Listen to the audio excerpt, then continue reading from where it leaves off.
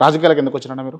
నేను రాజకీయాలకు తెలంగాణ గురించి వచ్చిన, తెలంగాణ ఉద్యమం పాల్గొనడానికి వచ్చిన, తెలంగాణ ఉద్యమంలో పాల్గొన్న, సంఘాలు ఏర్పాటు చేసిన, తెలంగాణ ఎంప్లాయీ జేసీకి సెక్రటరీ జనరల్గా ఉన్న, పొలిటికల్ జేసీకి కో చైర్మన్గా ఉన్న, అన్ని రాజకీయ వేదికలు అన్ని పార్టీల వేదికల మీద తెలంగాణ రాళ్ళు కొట్లాడినా, జైలుకు పోయినా, కేసులు అయినాయి. అయినా కూడా తెలంగాణ వచ్చిన తర్వాత నేను కాంపనీ ఉన్నా. కానీ కేసీఆర్ గారే మీరు తెలంగాణ కొట్లాడినరు, జైలుకు పోయినరు, కేసులు అయినాయి, మరి ఇలా తెలంగాణ వచ్చిన తర్వాత మీరు మళ్ళీ మీ ఉద్యోగాలు మీరు చేసుకుంటూ కూర్చుంటే ఎట్లయితుందా, మీలాంటి వాళ్ళు రావాలని చెప్పి కేసీఆర్ గారు చెప్తే ఖచ్చితంగా కేసీఆర్ గారి పిలుపు మేరకు శ్రీనివాస్ గౌడ్ రాజకీయాలకు వచ్చిన. నాతో పాటు చాలామంది పిలిచిండు సారు, వాళ్ళు కొంతమంది రాలేదు. నన్ను పిలిచిండు, మీరు రావాలి, నేను ఉండాలన్నాను, ధైర్యంగా కొట్లాడిను. ఆ రోజు తెలంగాణ అనే పదాన్ని అసెంబ్లీలో ఉచ్చరించాలనే నిషేధించినప్పుడు, తెలంగాణ పదాన్ని మాట్లాడడానికి భయపడుతున్నప్పుడు, రాజకీయ నాయకులే బాధపడుతున్నప్పుడు నువ్వు క్విట్ తెలంగాణ అనే స్టిక్కర్లు వేసినావు. తెలంగాణకు మీరు తెలంగాణలో ఉండొద్దు వ్యతిరేకులు అని చెప్పి కొట్లాడినావు, జైలు కూడా పోయినావు. మరి నువ్వు ఉండకుంటే ఇట్లా రావాలన్నాడు. నేను వచ్చేటి రోజు జాయిన్ అయ్యే రోజు కూడా ఆ మాట అన్నాడు. శ్రీనివాస్ గౌడ్ రాజకీయాలకు నేనే ఆహ్వానించిన, రమ్మన్నా, తెలంగాణ నుంచి కొట్లాడినావు, వీరోచితంగా పోరాటం చేసినావు, నా కుడి భుజం లాగా తెలంగాణ ఉద్యమంలో పాల్గొన్నావు, ఏ అంశాల్లో నాకు తెలుసు, ఎవరు తెలియదు, ఎంత కొట్లాడినావు, నువ్వు ఇవాళ నా వెంబడి ఉండాలంటే వచ్చిండు అని చెప్పిండు సారు. వాస్తవం కూడా సారు పిలిస్తేనే రాజకీయాలకు వచ్చిన. సారు పిలిస్తూ వచ్చిరా, లేకపోతే మీ స్నేహితులు ప్రోద్బలంతో మీరు రాజకీయాలకు వచ్చిరా, ఉద్యమంలో పాల్గొని? లే, నేను ఉద్యోగం చేసుకుందాం పైగా అయిపోయింది, కొట్లాడడం, తెలంగాణ వచ్చింది, అయిపోయింది, ప్రశాంతంగా ఉద్యోగం చేసుకుందాంలే. అప్పటికి 13 ఏళ్ళు తిరిగి యాసరికి వచ్చిపోయింది. పిల్లలని అందరినీ వదిలిపెట్టేసి రాత్రి బౌలు తిరిగినామంతా. ఇక వదిలిపెట్టి వచ్చినాక సార్ రావాలి, మీరు ఉండాలి, అధికారంలో మీరు ఉంటేనే మిమ్మల్ని మంత్రి చేస్తా, అధికారంలో ఉండండి, మీకు అడ్మిషన్ తెలుసు, మీరు వస్తేనే అందరం ఉన్నట్టు, ఉద్యమకారులు ఎవరు లేకపోతే మళ్ళీ వాళ్ళకే భయపడాల్సి వస్తుంది. రైట్. 2006లో మీ పైన ఏసీబీ దాడులు జరిగినప్పుడు మిమ్మల్ని కాపాడింది, మీ వెంటున్నది, మీకు సహకరించింది ఎవరు అని అంటే? నాకు అప్పుడు నేను పి.జనార్దన్ రెడ్డి గారు ఆయన 16 జియో మీద కేసులు వేపిస్తుంటే, క్వశ్చన్స్ వేపిస్తుంటే, తర్వాత పోతిరెడ్డి పార్ మీద అవన్నీ వేస్తుంటామంటే చాలా దగ్గర పీజీఆర్ గారిని.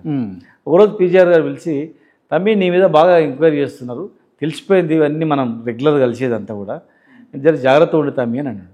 సార్ నన్ను ఏం చేస్తారు సార్, ఏమైనా చేస్తే ఇట్లనే ఏమైనా కేసు ఏసీపీ కేసులు ఇరికిస్తారు సార్ అన్నా.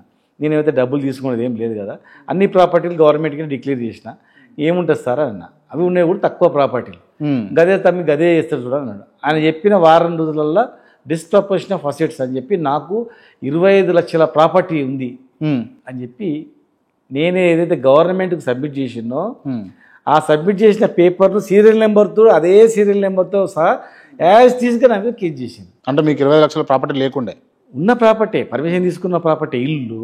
మా నాన్న చిన్నప్పుడు, నేను 1వ తరగతి ఉన్నప్పుడు మా నాయన నా పేరు చేసిన భూమి, నేను హౌసింగ్ బోర్డులో నేను తీసుకున్న ఇల్లు, ఎల్ఐజీ అలాట్మెంట్ చేసినవి, ప్రభుత్వం నుంచి పర్మిషన్ తీసుకొని కొన్నటువంటి ప్రాపర్టీలు ఎవ్రీ ఇయర్ యాన్యువల్ రిటర్న్ చేస్తాం. ఆ చేసినటువంటిది గవర్నమెంట్కి చేసినటువంటిది దాన్నే అట్లనే యాజ్ కేసు చేసింది. అసలు వాళ్ళు ఒకటి మార్చడం కూడా మార్చలేదు అన్నమాట. అట్లా ఏదో ఆధారవాదం చేసిండ్రు. చేసిన తర్వాత నాకు చిన్న మెమో కూడా ఇవ్వలేదు, ఛార్జెస్ కూడా ఫ్రేమ్ చేయలేదు. మళ్ళీ 2 ఏళ్ళ తర్వాత వాళ్ళ కేసు విత్డ్రా చేసింది గవర్నమెంట్. అది పి.జనార్దన్ రెడ్డి గారు ముందే చెప్పిండు. అప్పుడు స్టార్ట్ చేసినాం మేమంతా, పీజీఆర్ గారిని బట్టి మేము ఇక్కడ భువనగిరిలో పోయి పెద్ద సభ పెట్టినాం. పెద్ద సభ, చాలా పెద్ద సభ పెట్టి వచ్చినాం. గద్దర్ గారు మేము అందరం కలిసిపోయినాం. గద్దర్ 97, 98లో గద్దర్ మీద కాల్పులు జరిపినాం.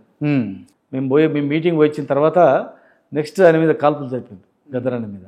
మళ్ళీ నేను 2004లో నేను అల్వాల్ కమిషన్ ఉన్నప్పుడు గద్దర్ అన్న కూడా అక్కడ ఇల్లు, అక్కడ అంత మాజీ నక్సలైట్లు అందరూ ఉన్నారు, ప్లాట్లు కావాలని చెప్పి గద్దర్ అన్న చెప్తే, అక్కడ ఆర్టీసీ కాలనీ ఉంటుంది, ఎల్లమ్మ కాలనీ అంటే చెప్పేసి అని, ఆర్టీసీ కాలనీ వెంకటాపురం దగ్గర స్కూల్ వెనకాల 2 ఎకరాలు మొత్తం లేఅవుట్ చేసి వీళ్ళందరికీ ఇచ్చినాం. ఇస్తే కలెక్టర్ మీద కోపమైండు, అట్లెట్లా మీరు పట్టాలు వాళ్ళకు ఇచ్చేసారు, హౌస్ నెంబర్లు ఇచ్చేసారు అని చెప్పేసి. అవన్నీ అయిన 4-5 నెలలకి నాకు అక్కడనే ఆడున్నప్పుడే ఇట్లా కేసు కూడా పెట్టడం జరిగింది. ఉద్యోగిగా ఉన్నటువంటి శ్రీనివాస్ గౌడ్ను ఉద్యమకారునిగా మలిసి రాజకీయ నాయకుడిని చేసుకున్నటువంటి మిత్రులను హేమరిచిండు, పక్కన పెట్టిండు, తొక్కేసిండు అని అంటే? ఎవరిని మేము తొక్కేయలేదు, ఎవరిని మేము దూరం చేయలేదు. నిరంతరం మేము ఉదయం 6 గంటలకు లేస్తే రాత్రి 12 వరకు పని చేసుకుంటూనే ఉండేది. తిరుగుతూనే ఉండేది. ఆ. నా దగ్గరికి వచ్చిన ఏ వ్యక్తికి కూడా నేను సాయం చేయలేదు, ఎలగొట్టినా అనేది ప్రసక్తే లేదు. అక్కడ అందరికీ మేము సాయం చేసినాం, మా దగ్గరికి వచ్చిన వాళ్ళందరికీ. రైట్. కాకపోతే మీరు మంత్రిగా ఉన్నప్పుడు ఓ 2 కార్పొరేషన్ చైర్మన్లు 2 సంవత్సరాలు ఆపించారు మీరు. నా మినిస్ట్రీలో 11 ఉండే కార్పొరేషన్ చైర్మన్లు. కార్పొరేషన్ చైర్మన్ ఇచ్చేది మంత్రులు కాదు, ఎక్కడైనా ఏ గవర్నమెంట్. ఇప్పుడు కూడా రేవంత్ రెడ్డి గారు ఇస్తారు. ఏ మంత్రి ఆ మంత్రి శాఖ కింద అని ఇచ్చేది ఉండదు. అట్లా ముఖ్యమంత్రి గారు ఇస్తాడు, ఎవరెవరికి ఇవ్వాలి, ఎట్లెట్లు ఇవ్వాలని చెప్పి ముఖ్యమంత్రి గారు నిర్ణయిస్తారు తప్ప మంత్రి శాఖ కింద ఉన్నాయి, మంత్రి ఇష్టం వచ్చినట్టు ఏమైనా కింద పిఎల్ నౌకర్ క్యాబినెట్ ర్యాంక్ పోస్టులు అవన్నీ కూడా గవర్నమెంట్ డిసిషన్ తీసుకుంటారు. ప్రభుత్వం ముఖ్యమంత్రి గారు ప్రధానంగా డిసిషన్ తీసుకుని ఇస్తారు. మన చేతిలో ఉండేది ఉండదు. ఆయన కేసీఆర్ గారికి సార్ ఈయనకి ఇవ్వద్దని చెప్పేది ఉండదు. ఆయన ఎవరెవరు ఆ రోజు సాయం చేసిండ్రు, ఎవరెవరు పనికి వస్తారని. దేవి ప్రసాద్ను శ్రీనివాస్ గౌడ్ తొక్కేసిండా లేదా? దేవి ప్రసాద్ మెదక్ జిల్లా, నాది మహబూబ్నగర్ జిల్లా. ఆయన నేను మినిస్టర్గా ఉన్నప్పుడు బేవరేజ్ కార్పొరేషన్ చైర్మన్గా ఉన్నాడు అతను. ఆ పీరియడ్ అయిపోయింది. సెకండ్ సారి వచ్చేదాన్ని మీరే ఆపించారు. కేసీఆర్ గారు దేవిప్రసాద్ గారిని సార్ ఇవ్వద్దు అని అంటే కేసీఆర్ గారు ముందర ఎవడు ఇవ్వద్దు ఈయన ఇచ్చే అని చెప్పే కెపాసిటీ ఎవరికి కూడా లేదు.